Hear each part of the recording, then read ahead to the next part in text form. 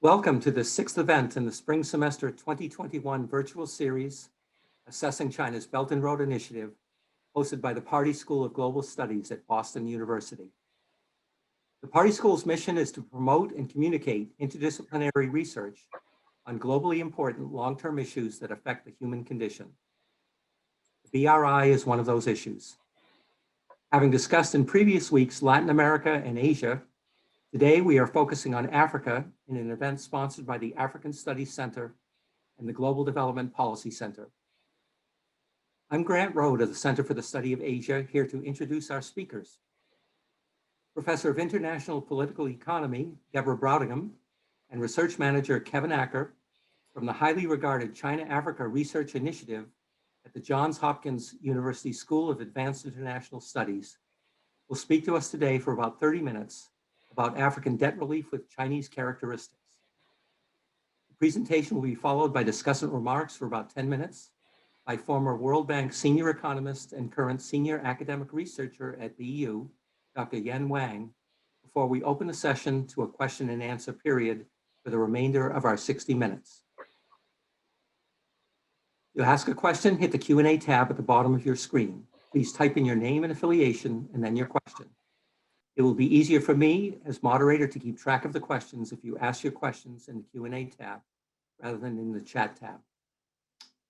Professor Brautigam and Mr. Acker, thank you for joining us to share your extensive experience by talking to us about how China is managing its debt relations in Africa. I'm pleased to turn the virtual mic over to you. Thank you so much for that warm introduction, Grant. We're really happy to be back at Boston University, even though we're doing this remotely. And we do look forward to being able to come back to Boston, not just virtually. So the research that we're going to be talking about today draws on two different aspects of our work at the China-Africa Research Initiative. The first is a paper that we started doing in 2019. We started the research for it because we could see that debt was becoming an issue in Africa with Chinese borrowing. And we wanted to study what the Chinese had done in the past with debt relief. And there were a lot of different hypotheses out there about how China acts when its borrowers are in debt distress. And so we decided to gather case studies from all around the world, not just Africa, to try to tease out patterns that might inform the future. So that work started in 2019, and we were just completing it when the pandemic hit. So the organization of the talk will be, first of all, we're going to, Kevin Acker, the research manager at the China-Africa Research Initiative, my wonderful colleague and co-author of this paper, will tell you a little bit about our data, which is now housed at Boston University.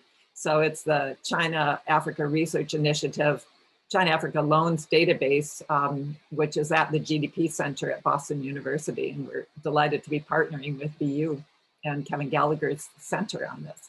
So Kevin will look at the data, and then he'll go through some of the characteristics of the data, and then we'll talk, then it'll come back to me and I'll talk about some of the historical prelude and then what happens before the COVID era. And then we'll talk about Chinese debt relief in the pandemic era. So Kevin Acker, over to you.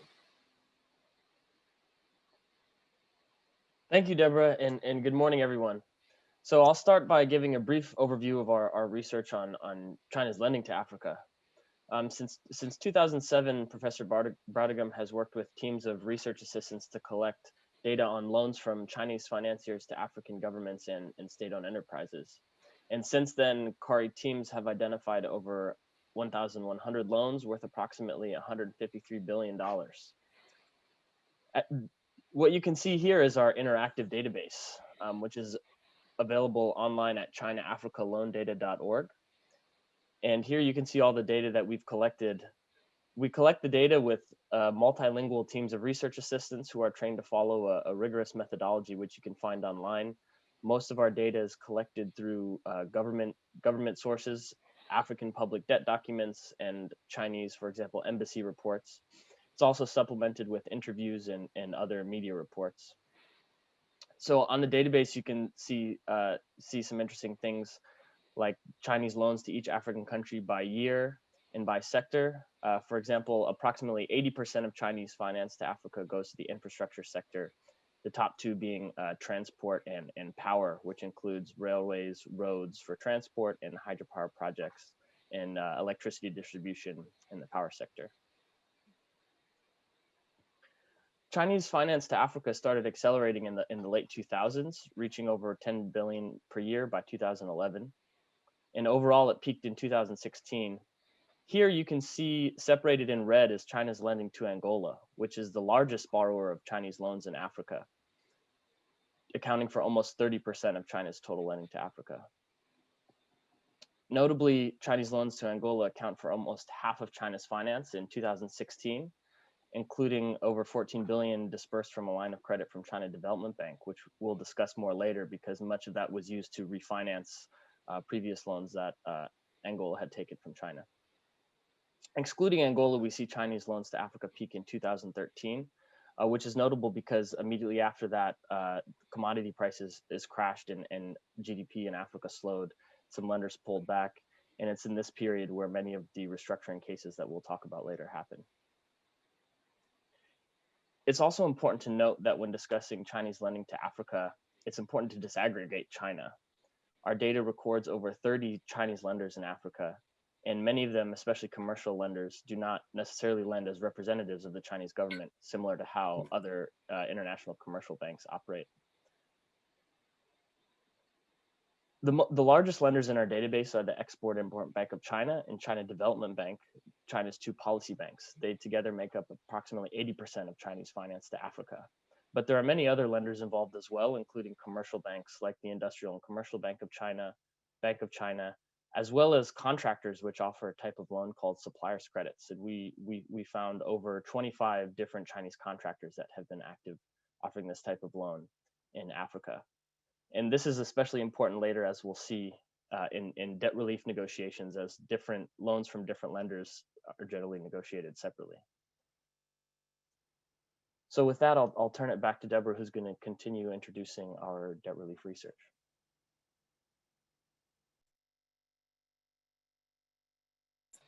So as I mentioned earlier, we were looking at this question about what happens when China's borrowers experience debt distress. And so when we look at debt distress for countries that are borrowing bilaterally, in the past, by and large, we knew what would happen because there was a group, the Paris Club, which was the informal creditor cartel that governed, that had a set of rules that governed what countries would do when they went into debt distress. And so as you can see from this slide here, that these are the members of the Paris Club. The main, really pretty much the only sort of northern creditor in there is Brazil. And so the others are pretty much a kind of a cartel of northern countries, which were notable for a very long period, not so much for their generosity and their empathy with their borrowers, but for sticking to very firm demands that the countries that borrowed from Paris Club creditors would repay every penny of their loans. So in the next slide, we can see some of the evolution of the Paris Club. So it was founded in 1956, and until 1988, the Paris Club only provided what's called the classic terms. And what that means is that they allowed the borrowers to extend the repayment period, but the entire debt in net present value terms, if you extend the repayment period, and then you look at what the value of that debt is still, it couldn't be reduced. And so there was no net present value reduction, or no, as we call it today, haircuts in the principal. And it was only in 1988 that the Paris Club started to provide, to allow its members to provide that kind of debt relief. So up until that point, it was just extending the terms and sort of rolling out the period in which they could have a grace period in other ways. So in 1988, they first started giving the haircuts. So allowing the principal or the interest rates to be reduced. Up until that point, even interest rates couldn't be reduced. And then in 1996, they allowed, and it continued this with multilateral, some contributions from multilateral lenders, but the HIPC really allowed for complete write-offs or close to complete write-offs of that debt, as long as the countries went through a very complicated set of conditions, which involved austerity and structural adjustment and privatization and a lot of, sometimes up to 100 different conditions that countries had to meet in order to ensure that the savings that they got from the debt relief would be directed to poverty reduction. In 2005, the IMF and the World Bank joined in to also do debt write-offs, and the IMF sold some of its gold. The World Bank collected contributions from its members, and this allowed multilateral debt relief to happen. And so in 2005, a lot of the countries in our sample, a lot of the poor countries received this. They had, at this point, they were in the process of completing their HIPC requirements, and their debt slates were wiped clean by and large. And so then for the last 15 years, we've been in a process where China's been filling a lot of that, the debt portfolios in these countries, because the other lenders, particularly the Paris Club lenders, pretty much their lending shrank considerably. And if we look at, we can see that in the picture. So you've got down at the, let's see, I think the blue, the sort of turquoise here is other bilateral. So we've taken China out of that. This data comes from the World Bank's International Debt Statistics. So that sort of turquoise band, you can see at 2005 how it sharply shrinks. So it doesn't go away. So that's continued debt that either is a portion that was not canceled in the Paris Club procedure or countries that were not part of that. But in any case, there's a sharp dip there. And then also you can see in the green, which is the World Bank, because of their debt cancellations under the MDRI, it also dips. So from 2005 up until, that's you can see in the red there, that's what Kevin's talking about, the Chinese data that we have, and the World Bank also reflects that. And so at this point in Africa, as we can see, the purple down there is the bondholders. So the bondholders are the largest group of creditors across the continent. And then you've got other non-official down in the orange, which would include Paris Club, which is only about 5% of total outstanding debt. Other multilateral, which is the navy blue group there. So that's how things have evolved since 1990. And in the next slide, we'll see the picture in 2019. So we can see there the World Bank holds 17% of the outstanding debt. China, which is official China and also non-official, so this would be the private or the commercial banks, which are not counted as official, they're there in that 13%. Bondholders 27%, other bilaterals, which would include Saudi Arabia and Turkey, India, et cetera, and then other multilaterals. So really the biggest chunk is multilateral lending. So that's 32% of what African governments own. And in the next slide,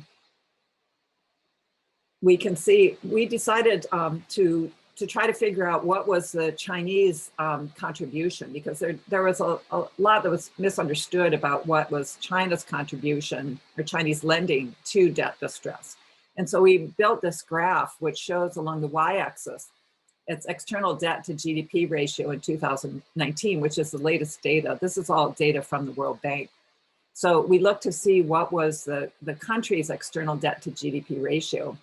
And there are, economists generally stick to a figure of around 60%, but it depends. It can go down to 50% or 40%, depending on the robustness of the country's ability to handle external debt and its stability in terms of global, of its exports and its ability to earn foreign exchange.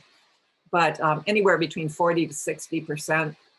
Of course, this is disputed because some countries like China have had much higher external debt to GDP ratios, and others have been able to manage, but it really depends on how well you can manage debt. So as you can see over here, the countries that are in debt distress or in high risk of debt distress. This is according to the IMF and the World Bank's debt sustainability analyses. So we've coded those in either red for being in debt distress or orange. And these debt distress figures come from 2020. So even though the data is from 2019. So we can see then down at the x-axis, it's debt to all China as a percent of total external debt in 2019. And so the countries that we were most concerned about, the ones where you could say that Chinese lending is really a dominant portion of their debt problem, it really only comes, it's really only 7: the Congo Republic, Djibouti, Angola, Zambia, and Cameroon, Ethiopia, and Kenya. And these, this group of countries here are those that are eligible for the debt service suspension initiative, and we'll talk about that in a minute. But it's not all of the low-income countries in Africa. For example, Zimbabwe should be up there, but they're not included because they are they're in arrears to the World Bank and the IMF, so they're not included in a lot of the data that we have access to. So that's the group there of countries that are sort of where China is the part of the problem, 20% or more of their external debt. Kevin, next. So there, at the point when we started this research, there were a lot of what you could say hypotheses about what China was doing or how China would react when a borrower got into trouble with its debt. The main hypothesis, you could say, was this debt trap diplomacy. And so as the New York Times famously wrote in an article published in 2018, how China got Sri Lanka to cough up a port. So the whole idea of this debt trap diplomacy narrative was that Chinese bankers were deliberately trapping countries in unsustainable debt, and with the whole purpose of grabbing strategic assets from those countries when they got into trouble. And both Meg Rithmeyer at Harvard Business School and I separately were doing research on the Sri Lanka case, and that we traced this, what actually happened in the case of Sri Lanka. We showed that the whole port project there in Hambantota was initiated by a Canadian company. It didn't start out as any kind of Chinese idea. It was actually a Sri Lankan idea. And the first companies to get really involved in it were Canadian. And then we show how when Sri Lanka did get into debt distress, but it wasn't because of Chinese borrowing. It was much more because of bonds, the expensive Euro bonds that they had issued, and the way that they were having trouble paying for those. And so then they didn't do a debt equity swap for their port. They actually concessioned it to a joint venture that had a Chinese majority shareholder, and they were able to get foreign exchange coming in for that. They're still paying off the debts for Hambantota, but they had more foreign exchange that allowed them to do that and also use it for other purposes. So you can read the article that we wrote on The Atlantic to get more details there. Next slide. But this idea of debt trap diplomacy is spread to Africa. And so we can see Moody's suggesting that the Chinese are about to seize assets. For example, this is a picture of the standard gauge railway in Kenya. And there were allegations that Mombasa port was put up as collateral. This actually isn't true. And I'm doing deep research on this particular case right now with 2 colleagues, an international lawyer and a project finance specialist. And we'll be explaining the complicated nature of the agreement in Kenya and how this is not actually an example of debt trap diplomacy. And then in Zambia, which we're also looking at what's happening there, very complicated case with a lot of different, which shows the problems that happen when you have, in this case, 15 different Chinese lenders, not just the Exim Bank or China Development Bank. And so Zambia's, and then Zambia has a number of complicated lending relationships that it went into in order to try to secure finance for its electric power sector in particular. But that's a lot of complicated detail. And I think in the past, we've been looking a lot at what the Chinese are doing in Africa as some kind of foreign aid. And what we're finding is that it really is, it's commercial contracts, and it takes commercial forms, and the Chinese, like other commercial lenders, are trying to ensure that their loans get repaid. And so sometimes these payment arrangements get very convoluted, but they're all about ensuring repayment for in countries that are very risky. Next. So Kevin, back to you. Thank you. So now I'm going to introduce our study, which as Deborah mentioned, was kind of encouraged by all the analysis that we had been seeing of the debt trap diplomacy. So in order to get to the bottom of this, we spent approximately a year from 2019 and in 2020 collecting data on every case of Chinese debt relief that we could find. And what we found was about 94 cases of debt cancellation, which apply only to zero interest foreign aid loans, and about 17 cases of debt restructuring, 16 of restructuring, and 1 of refinancing. And we also conducted case studies of the negotiations in 13 countries.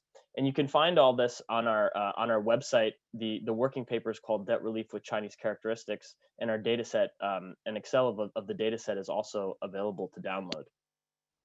And so this study follows China's debt relief negotiations from 2000 to 2019, immediately prior to the COVID era, which we had no foresight of at the time, but which has significantly impacted China's debt relief in the developing world, and especially in Africa as well.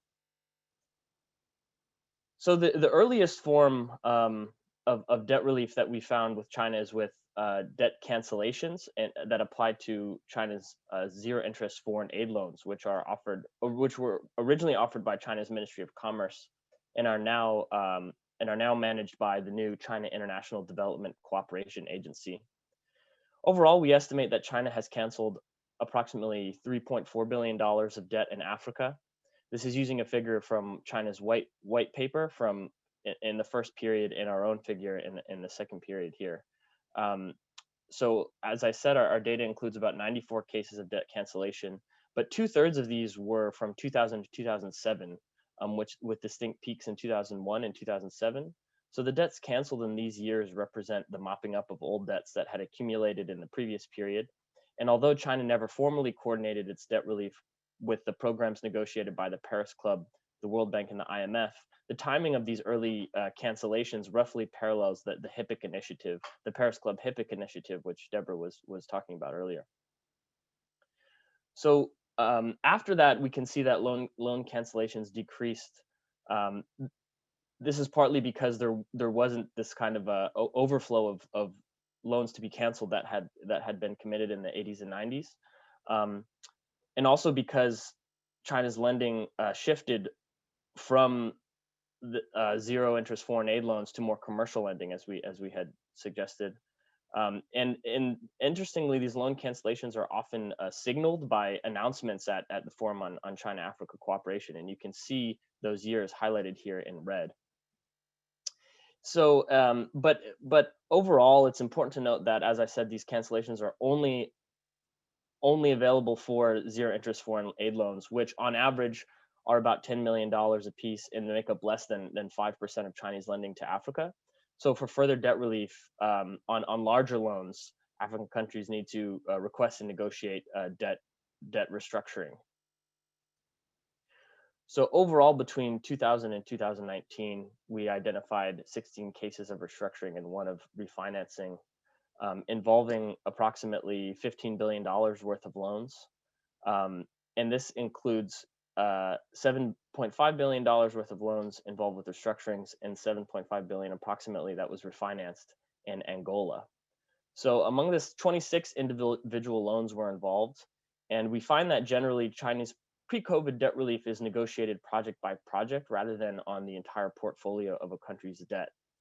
And we see a wide range of treatments depending on the borrower, the lender involved with the loan that's being negotiated, and the specific projects the loan was financed.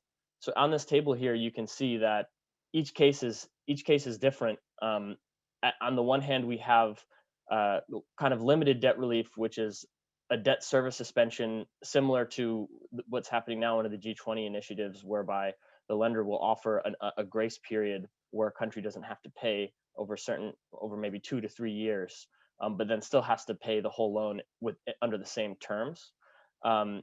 And and on the other hand, we have much deeper relief where countries are offered much longer to repay loans. For example, in the case of Ethiopia, they have an additional 20 years now to pay the loan for the Addis-Djibouti Railway.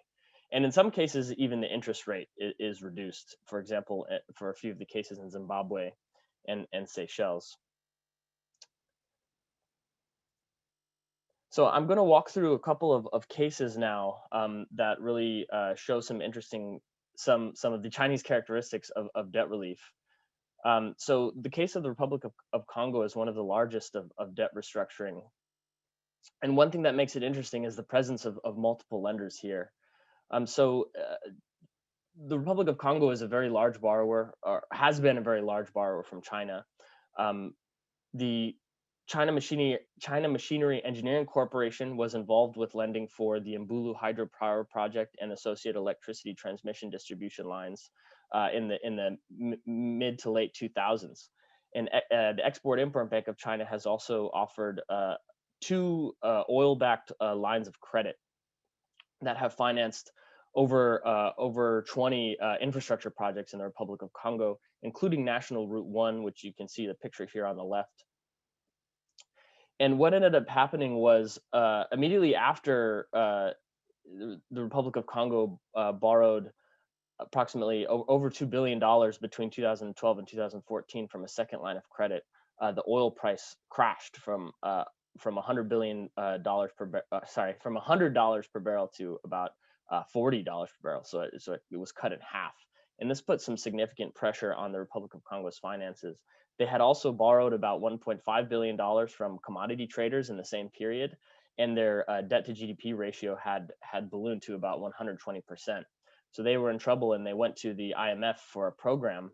And as part of the IMF's requirements for the program were that they restore debt sustainability, especially during the IMF program period. So the Republic of Congo went to its lenders in 2017 to negotiate restructuring.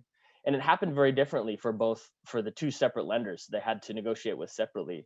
With the China Machinery Engineering Corporation, it was a relatively smaller debt. They were in arrears of about 100 million, and they negotiated that relatively quickly and were able to resolve those arrears and get a short debt service suspension from that creditor in 2018. But the negotiations with the Export-Import Bank of China took a much longer time. They took over a year, and Exim Bank had lent for over 20 projects in that period. And as I mentioned earlier, these restructurings generally occur project by project. So there were negotiations that went on where Exim Bank was looking at all the different projects they had lent for, and in the end, they only restructured the debts for approximately 8 projects, amounting to about $1.6 billion of outstanding debt, including the debt for the National Route 1, which is the largest portion of that. And so what the Exim Bank did was offer a 15-year maturity extension. So the Republic of Congo had 15 more years to repay those debts, and also offered some relief, which reduced the Republic of Congo's payments during the IMF repayment period.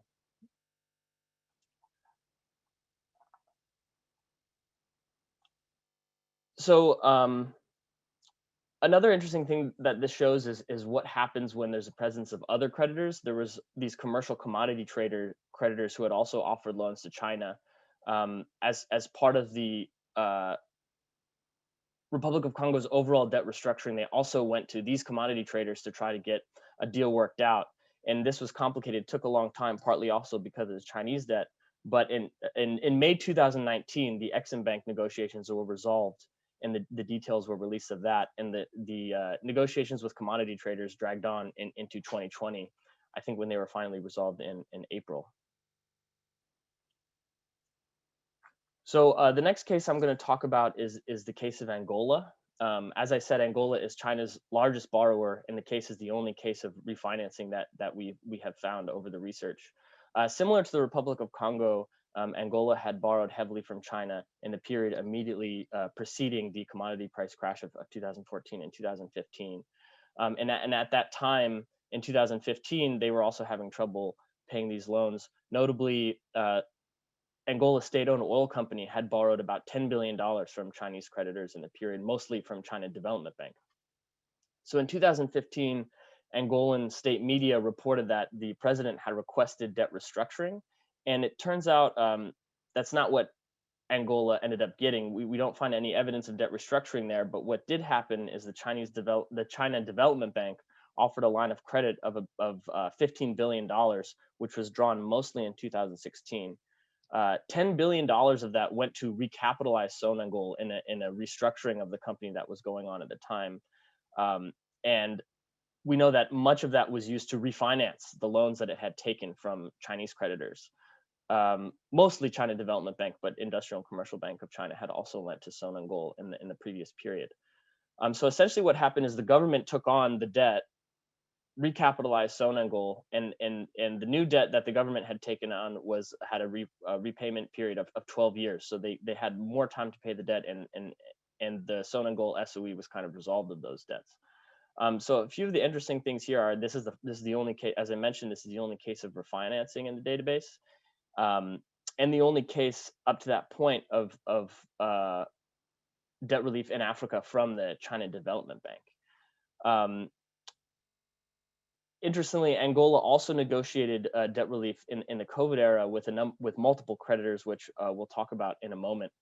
But so these cases overall, among the 16 cases of debt restructuring that we found, and the cases that I just walked you through, we can see that when there are multiple lenders present, the debt relief is negotiated separately. So it's not like it's not like the president sits down, an African president sits down with Xi Jinping, and then it's just those two parties. The government negotiating debt relief has to go sit down with each lender separately, resolve what kind of outstanding debts they have, look at the cash flows of each project, and proceed accordingly. And on that note, we found that the debts are most often negotiated project by project, with a few exceptions.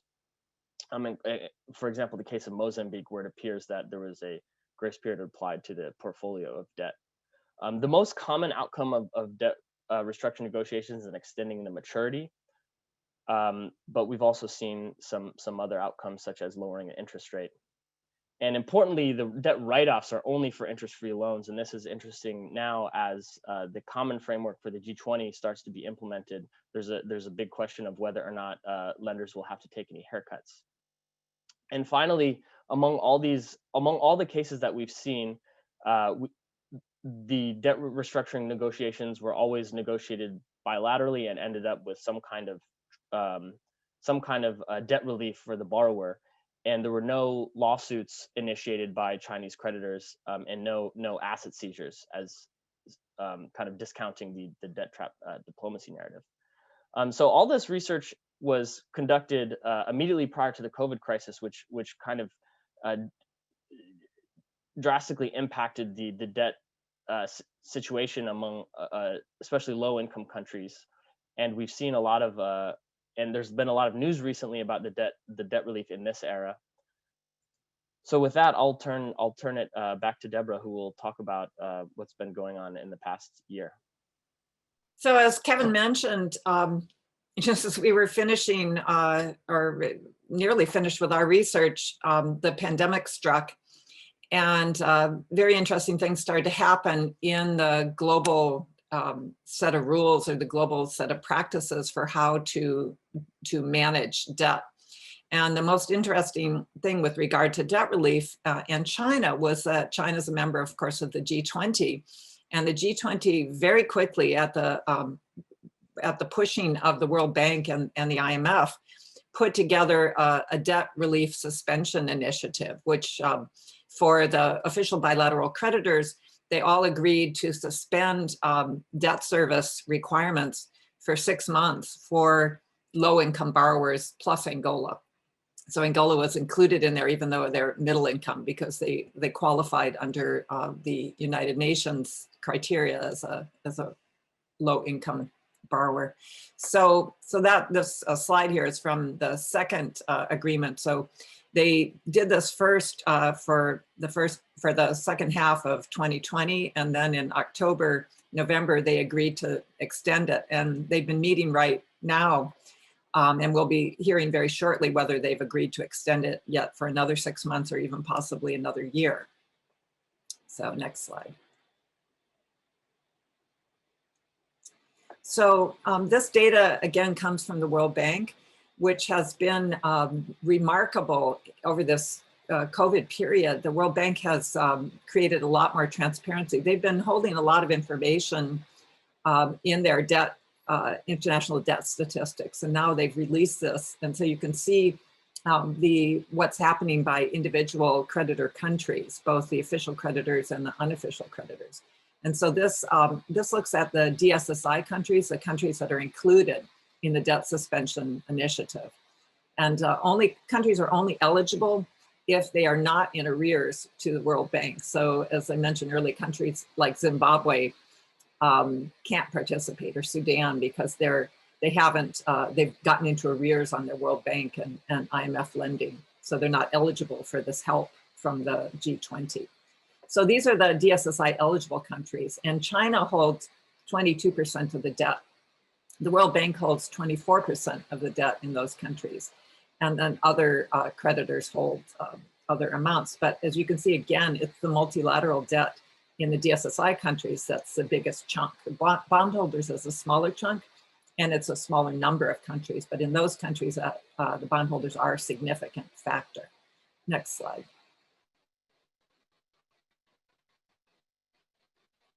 So news about China Development Bank, and it was very uncertain at the beginning of the whole G20 initiative.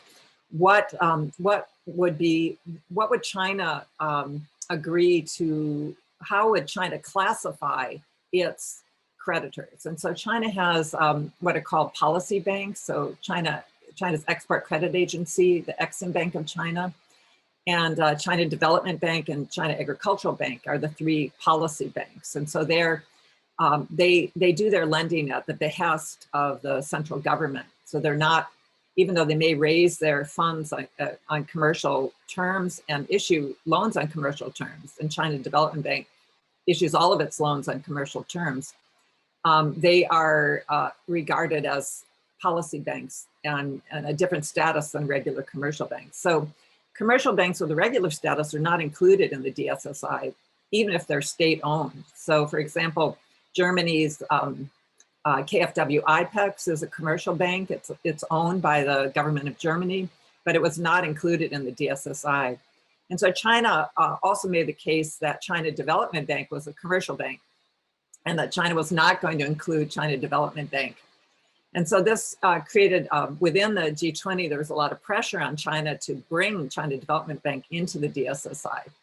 And so we looked to see in Africa, because we have the disaggregated data, what did our data suggest about the China Development Bank in the DSSI countries? And we found that Angola accounted for 80% of China's lending. And this graph here shows sub-Saharan African countries by DSSI status. So there's the gray slice there is the countries that are not eligible for the DSSI because of their income level, or maybe they're in arrears. And then eligible but not participating is the yellow slice. And then eligible and participating is blue, so 2.4 billion from China Development Bank. But then Angola, that's 80% of China Development Bank's lending in the DSSI countries went to Angola. And what we'll show in a minute is that China Development Bank did provide debt restructuring and debt relief in Angola, although not on DSSI terms. So it's interesting. They're not part of the DSSI officially, but they are still providing that debt relief. Next slide. So we now host at the CARI website the China Debt Relief Dashboard, and we'll be updating it later today. But we're tracking the COVID era debt relief by different Chinese creditors. And what we found is that it's helpful to look at the debt relief in three different buckets. And so there's the G20 DSSI debt relief bucket, which is pretty much Exim Bank, and then SIDCA is also involved in this, but it would be very modest amounts. So far the Chinese have announced that out of the countries that are eligible, and that have requested, they've completed the debt relief negotiations in 23 countries. But then there's a second bucket, which is under, it applies to Africa, and it's under the Forum on China-Africa Cooperation, which is an every 3-year kind of event that what happens every 3 years, but they're ongoing relationships that happen in the interim years. And so this is what Kevin mentioned earlier in terms of the debt write-offs. So the Chinese announced that they would be doing debt write-offs for the overdue portions of interest-free loans. And so far they've completed those negotiations in 15 countries. And then the third bucket is what we call ad hoc. So these are the debt relief negotiations that have been going on a bilateral level. And so far it's been China Development Bank and ICBC. So this is in keeping with what the Chinese are insisting, that China Development Bank is a commercial bank like ICBC, even though I think Kevin Gallagher and I agree, and I've written about this, that China Development Bank is really, they are a state-owned development bank, and they should be included in the DSSI, but nonetheless, China's holding them back. But they are providing debt relief. So, and what's interesting also is that the debt relief they're providing is not just in the DSSI countries. So we can see, for example, in Ecuador, China Development Bank has negotiated pandemic debt relief. And we've also seen this in Venezuela, which is a country in arrears to the World Bank and the IMF. And so they're not getting any help from the Washington-based banks. Next. So if we look at debt relief and the Beijing Club compared. So this is something where we've got the information about what happens with the Paris Club. So we know that they've provided this debt relief progressively, so that it's something that's applied to the portfolio of loans. It's something where they have tried to ensure for a long time that the full principal was protected, and they only started to do write-offs. Even during the last debt crisis, it took 6 years from when Mexico defaulted to when the first write-offs happened. And then it was a progressive realization that they would need to do haircuts on that. It's all done through a group of creditors, which is basically a cartel, which sits in Paris. And it's a really interesting process where the developing country has to come individually with their team of lawyers or whoever it is they bring, and they come and it all happens in different rooms. You know, the Paris Club, the developing country makes its case to the Paris Club, and then they leave, and then the Paris Club discusses amongst themselves, and then they bring an offer to the country and they discuss that. But it really happens very separately. And I was told by one person who had participated in this as an advisor that some of the main deals get cut in the men's bathroom, because that's one place where the developing country representatives and the Paris Club representatives can meet and discuss things informally and come to some kind of agreement without everybody else being present. And so it's a very different kind of process, and it's very much a cartel. You know, it's a creditors cartel, and it was formed to protect the creditors' interests. And the Beijing Club is operating in a different way. They've not yet gotten to the point where they accept the need for haircuts. They're also not coordinated. It's not, we don't see all of the Chinese creditors sitting in one room and making decisions about what will happen while the borrowing country sits outside. So it's being done, as far as we can see, still creditor by creditor. And there are a number of other characteristics about the Beijing Club, if we call it that, that are unfolding as we're seeing happening right now. But this is an institution. Well, it's not Beijing Club doesn't exist, but this bringing together of the Chinese way of doing debt relief outside of the Paris Club, and then what's happening with the G20, it all comes together in the common framework. And so the common framework was announced in November as a place where the Paris Club and the G20 debt relief would happen kind of in a common, with common rules. And so the first country that's going to be, that's right now subjected its debt to the common framework is Chad. And we haven't yet heard a hint of how that's unfolding, but the next step in this saga is going to be when we find out what happens with the Chad debt negotiations. And so I think we're ready to open up to Q&A.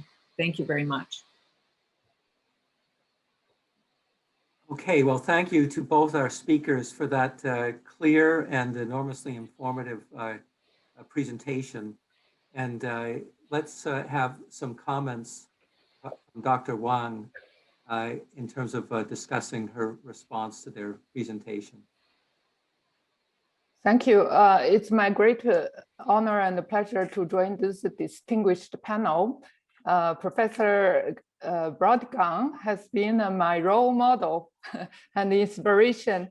Brautigam and her team, Carrie team, has been making evidence-based and very objective and insightful research regarding China's development financing as well as debt relief. She has debunked the so-called myth about debt trap diplomacy. And it's very much appreciated by me and my colleagues in Beidar and CAS. I want to add 4 points, a new perspective regarding debt. We look at debt through the lens of asset. Professor Kevin Gallagher and myself, we wrote a joint paper on China's on debt in SADC countries through the lens of asset. We think that the IMF's debt sustainability framework is misleading and biased because it only looks at the debt side without looking at the public assets.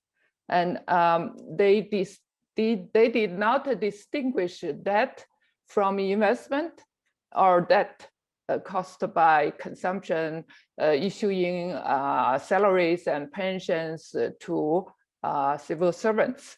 So African countries investing in railways, in power stations, they are not counted. These public assets are not counted.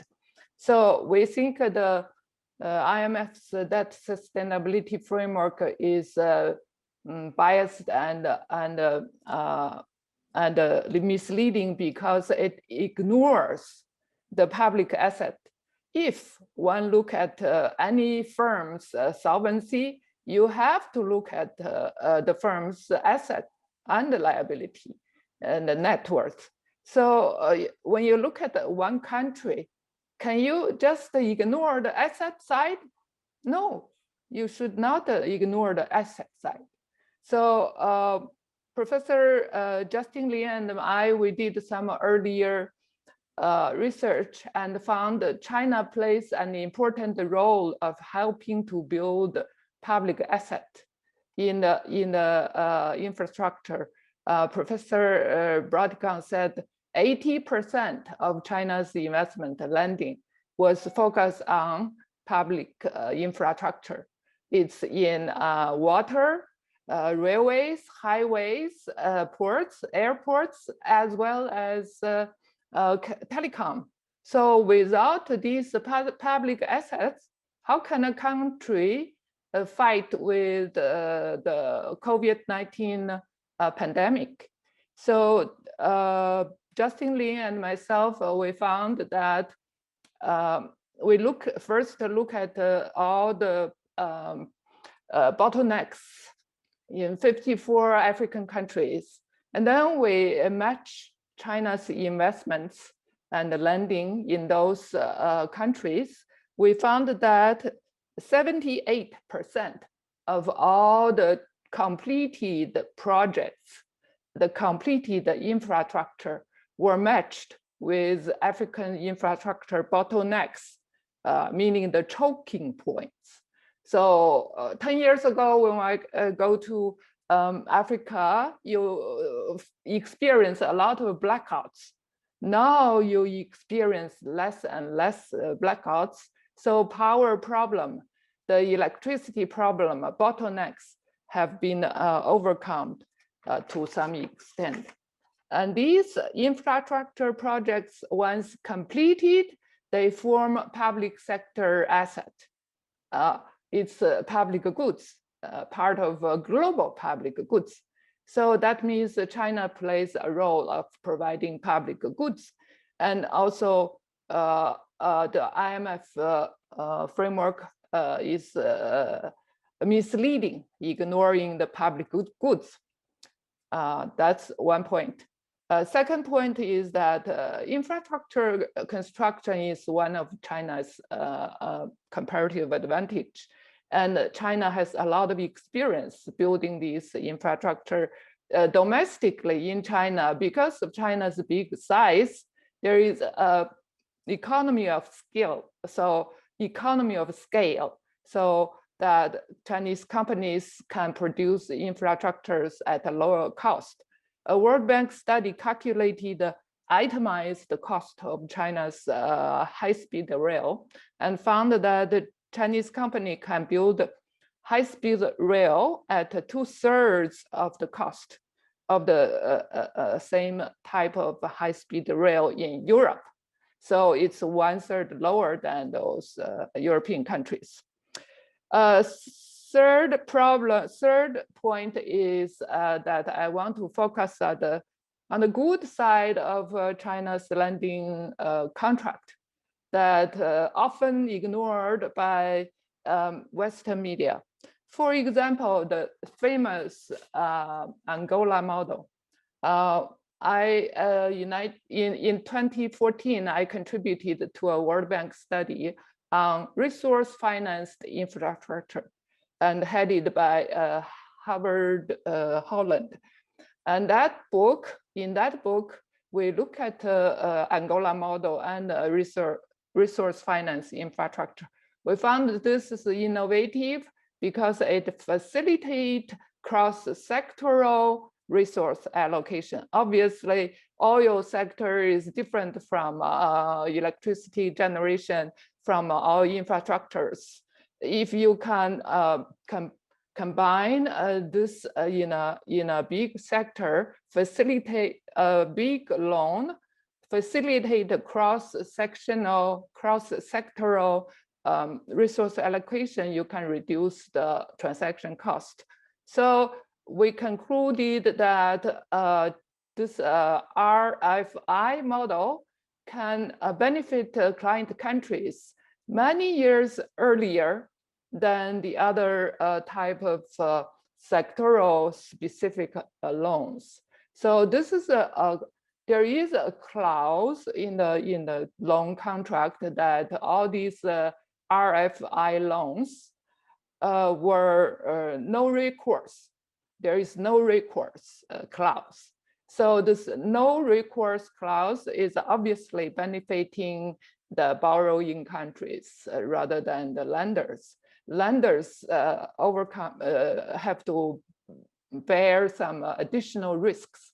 In addition to providing finance, lenders have to bear additional risks because these infrastructure projects, once completed, you cannot move anywhere. So you cannot get hold of these assets. So last point is regarding the post-pandemic era.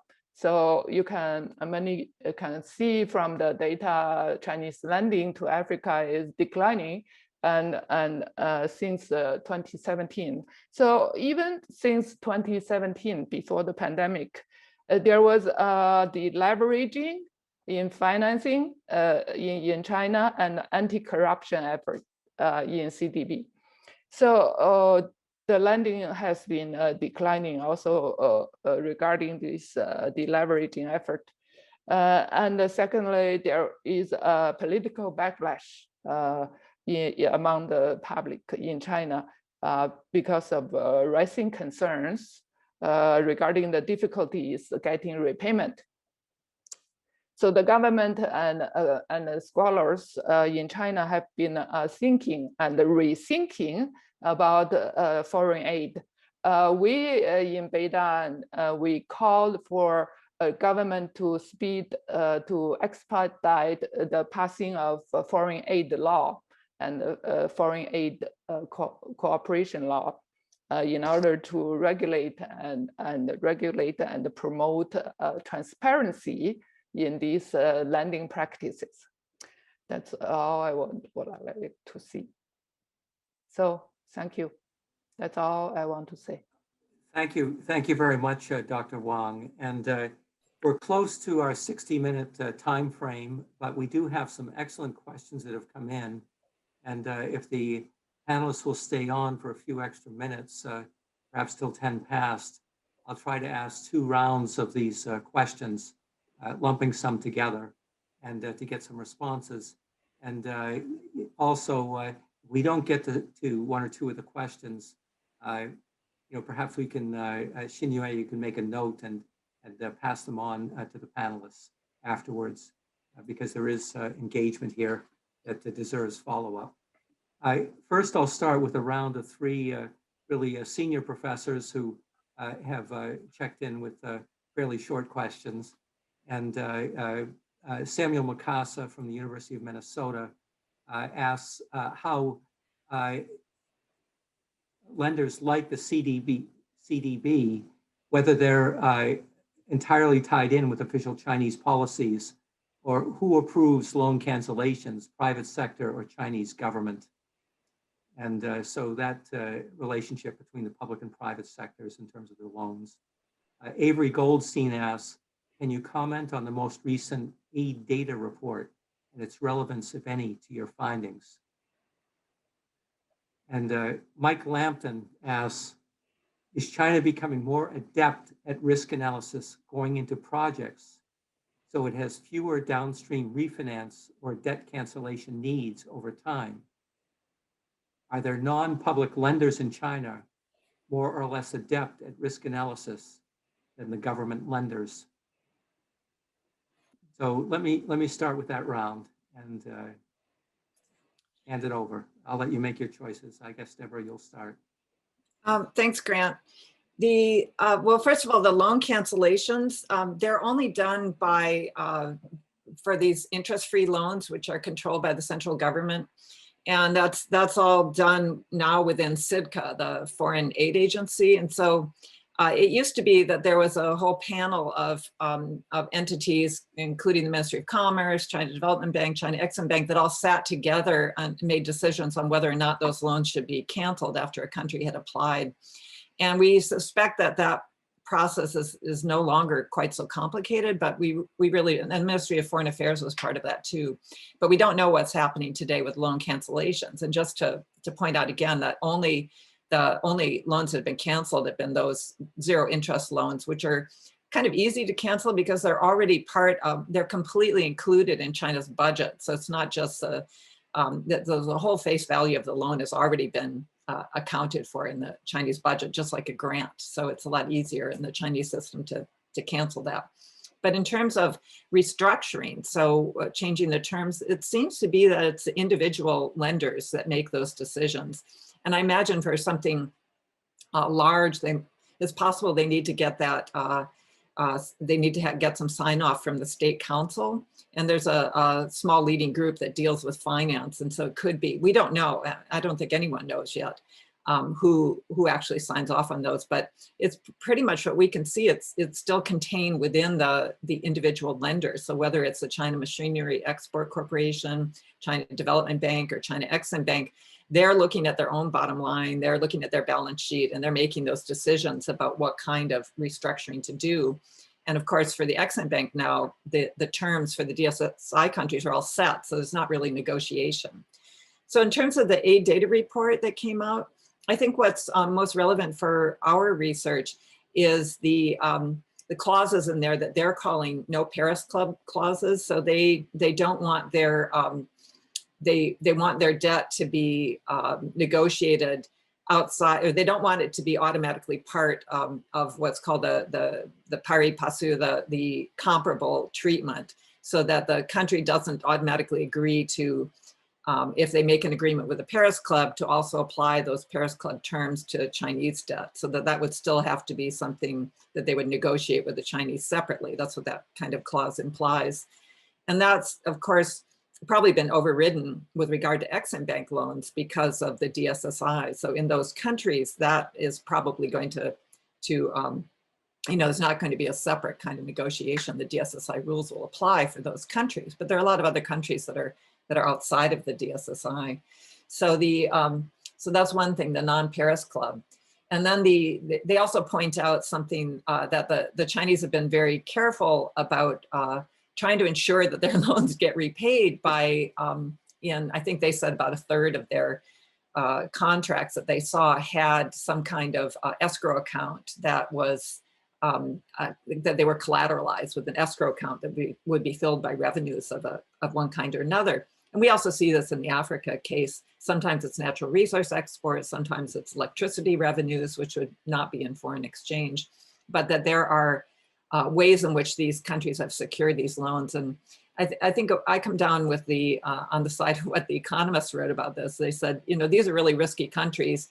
They're not getting a lot of credit from a lot of other lenders. And this is how the Chinese have secured their loans going in there. And so that does put them in a situation of being a preferred creditor. And that's a problem from the point of view of the other creditors, including the World Bank, which has liked to position itself as the most preferred creditor. And then in terms of, is China becoming more adept? This is really hard to get down and figure out. We don't really see, except that they are now lending, the lending is shifting to more creditworthy countries in Africa. So in that sense, they're shifting the lending. Whether the individual creditors are getting more adept in terms of risk analysis, I suspect they are, because they've, as they've been getting into trouble, they've been developing, evaluating risks, but we haven't done a deep dive into that on the side of the creditors. It's a really good question. Kevin, do you want to add anything to that?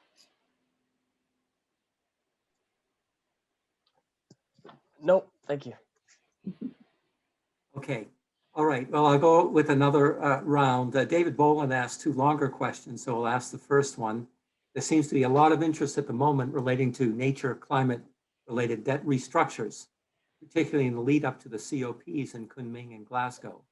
Does the panel have any thoughts on how sovereign debt for nature or climate-related swaps may be reviewed for participation by each different type of Chinese financier?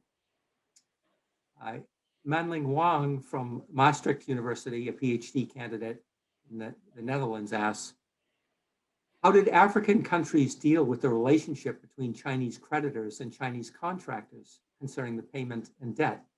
Are there any interaction or reciprocity between the creditors and the contractors? An interesting dimension of the loans. Parker Shipton, I congratulate you on a great presentation, but would like to know if you could say more about what China will be expecting in return when they call in their chips, and then the effects in Africa. So a more general question. Dan Weissman asked an interesting question about cross-border. In other words, if there are railroads that cross multiple borders, how are financing arrangements coordinated, if at all? And an anonymous attendee asks, an excellent presentation on a very informative working paper. Has there been debt restructuring and cancellation related to the fishing industry and seafood processing? So I think that there are at least several other questions I haven't been able to get to, including in the chat tab. So they may be followed up later, but let me just conclude with that round because there are several dimensions.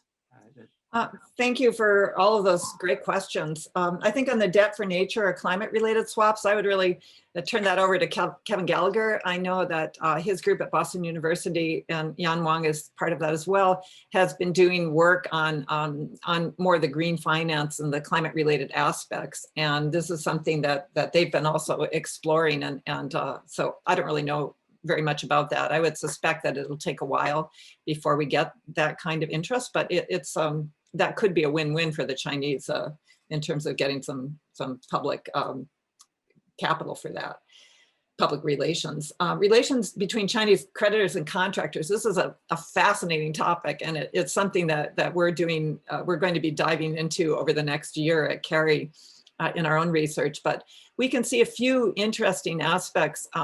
The the Chinese contractors have been becoming creditors. We see this on some of the large infrastructure projects, because usually with these export credits from China Exim Bank, they'll only cover 85% of the cost of the contract. And so what we've seen happening in some cases is that the Chinese contractors are paying that 15%. So they become kind of either they're providing the loan for that, or they're providing it in equity terms. And so as they become minority equity shareholders in some of these infrastructure projects in a kind of a sort of semi-PPP arrangement, they're going to be they're part owners of this infrastructure. And so then they're going to be having a different relationship. In the cases where they provide the loans, of course, they're the creditor, but when they're the owner, then they also owe that money. So we're exploring those relations as well, but it's very complicated because it really is the contractors that are driving this lending, because they're the ones seeking the business and making the arrangements. So in terms of the cross-border, these are done, there are some like the Djibouti to Addis Railway, and it's just the loans are structured separately between the two entities. So Djibouti pays for the Djibouti section, and Ethiopia pays for the section in Ethiopia. So they're linked in that as one project, and there has to be coordination of it, but they finance those and repay them separately. And sometimes the terms are different. And even the restructuring, which has happened in that case of that railway, the restructuring negotiations ended up with different restructuring terms for the two countries, depending on what was more important to them. Fishing, we haven't seen anything. In terms of what will China be expecting in return? Well, I think another thing that's interesting out of the aid data report was this link that happened in some of the loan contracts between countries needed to recognize and keep diplomatic relations with Beijing and not switch back to Taiwan. And so it's interesting that that's still this dollar diplomacy that some have called it, this kind of back and forth between Taiwan and Beijing in terms of official recognition, that's been happening in Africa. It's died down in recent years, but it had been going back and forth really since the 1970s, and some countries flipped a number of times. And even countries like Zambia threatened to recognize, which is a long-time partner of China, they threatened to recognize China, or they threatened to recognize Taiwan, within the last 15 years. So that is still something I think that would be on the minds of the Chinese side. And so it's interesting they put that in. So that's the only really sort of a quid pro quo, or the important, they would be expecting that continued political relationship. But in terms of what else they could be expecting in return, they really don't have a lot of leverage. I think as the World Bank found out, and the IMF found out, and the bilateral creditors, you can, once you have a lot of money sunk into a country, you can put all these conditions on them, but you really can't enforce that or make sure that they actually carry out all the conditions that they're supposed to.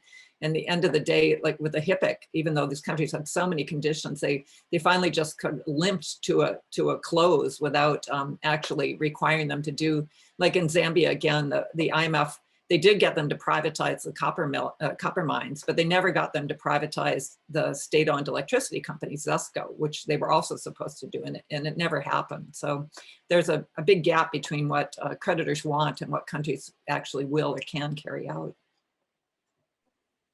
Thank you very much for those full responses.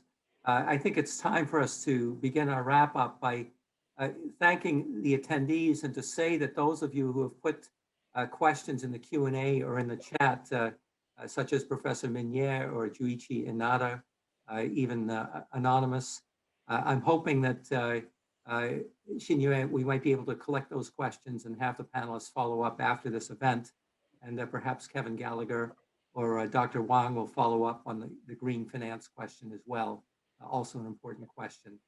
So with that, I'll say a few words here to wrap up. And if you're interested in following up on the seminar with related reading, Professor Brautigam's books, The Dragon's Gift, The Real Story of China and Africa, and Will Africa Feed China, are standards for understanding China-Africa relations. And we also recommend the many excellent research papers produced by the China-Africa Research Initiative that are available on the Johns Hopkins CARI website. Some of Dr. Wang's work is available on the GDP Center website here at Boston University. In closing, let me say thank you to all of you who joined us for this virtual event, with special thanks to Professor Deborah Brautigam and Research Manager Kevin Acker for talking to us about African debt relief with Chinese characteristics. Many thanks also to our discussant, Dr. Yan Wang, for her keen observations. Our appreciation goes to the BU African Studies Center and the GDP Center for co-sponsoring this event, and to Xinyu Ma for recording the talk. The recording of this event will be posted on the website at the Pardee School of Global Studies on the webpage with the series label, Assessing China's Belt and Road Initiative. I'm Grant Rode from the Pardee School at BU, wishing that you all stay safe and well. Much appreciation to all of you who joined us today. Thank you all very much. Thank you. Thank you.